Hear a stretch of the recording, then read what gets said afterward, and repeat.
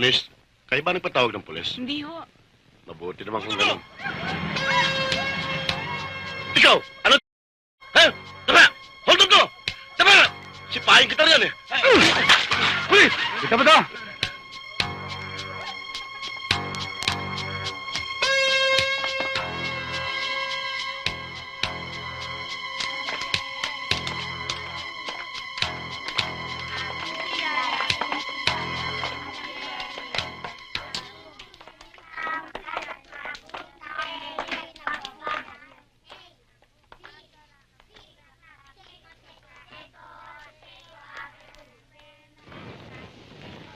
Inay, saan ho kaya dinala ng mga pulis si Mang Roland?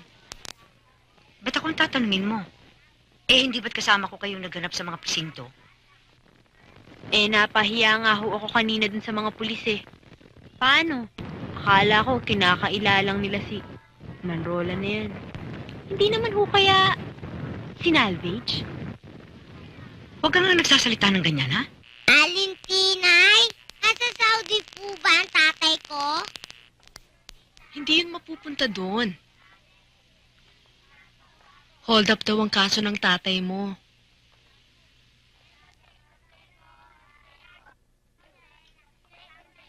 Eduardo, tiyak na magagalit ang papa sa pagtatana natin ito. Itatakwil niya ako. Eh ano kung magalit sila?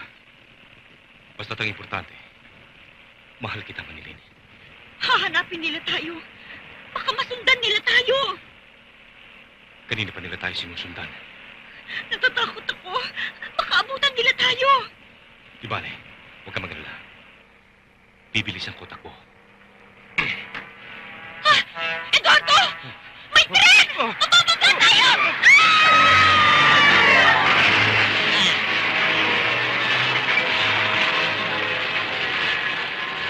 Mamatay kaya si Eduardo at si Manilin? Tama to. Abangan Nakakadala. sa susunod na kabanata na. Buti pa mailipat na istasyon.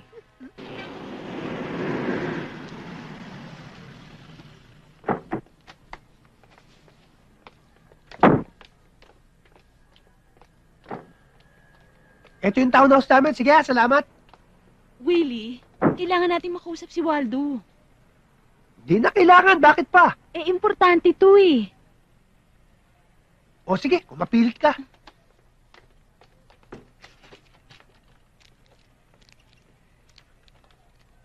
Good evening po.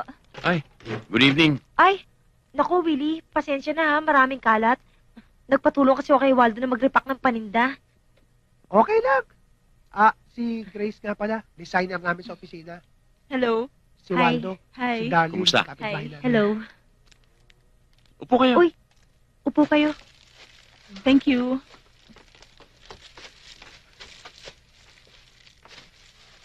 Sabihin mo na. Ikaw na lang. Ikaw na. Waldo. Meron kasing problema eh. Ano yun?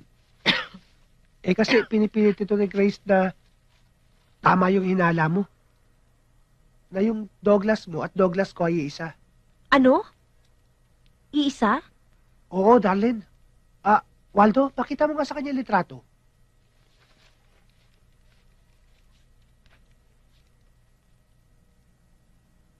Ito. Siya nga. Tsaka isa pa, kaya pinipilit niyang totoo ang hinala mo. Kasi kapopromote ko lang di ba? Tapos pinromote na naman ako kanina. Bilang inventory clerk. Ha? Eh ano nangyari doon sa pinalitan mo? Ang sabi nila, hinuli raw ng mga polis. Dahil nahuli raw nagpupuslit ng droga. Ang ibig sabihin nun, wala talagang kasalanan si Salazar. Na-frame up lang siya ni Boss Douglas. Eh, sino ba yung Douglas Salazar? 2 tao yun. Dinig ko kanina iisa. 2 nga. Willie, siguradong ikaw na ang susunod na isasakripisyo. Kaya bago pa mangyari yon, kailangan labanan natin ang sindikato ni Douglas. Anong labanan ng sindikato ni Douglas? Eh kung si Elwood nga lang, ginagawa kong punching bag eh. Waldo, hindi ako marunong lumaban. Pues, tuturuan kita.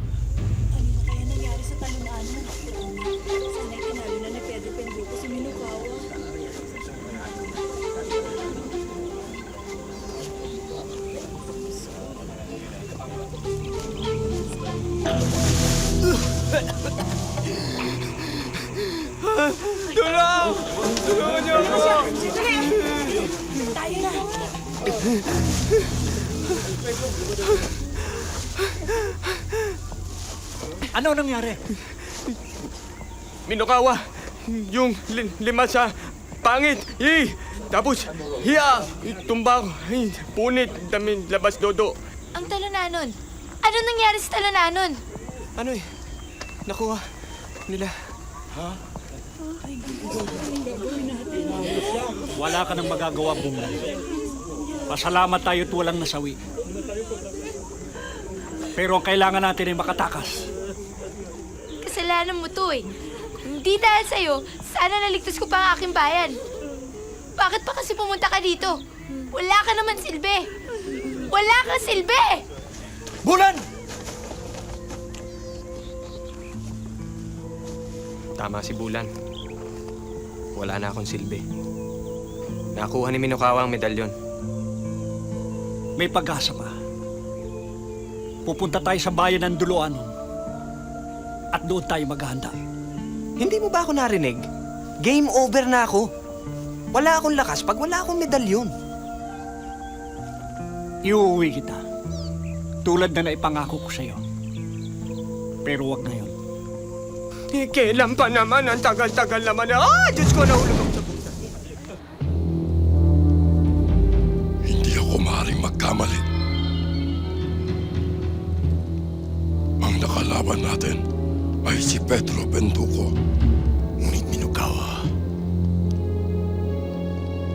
matagal na ang patay si Benduco. Huwag mo siyang pagtutuan ng trap. Siya na nga ang tanging nakakakilala kay Benduco.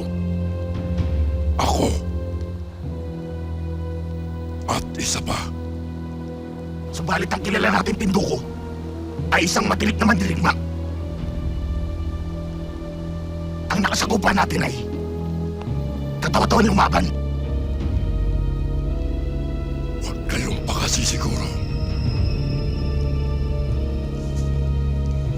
Taglay ng kalaban natin. Ang tunay na medalyon ni Pedro Benduco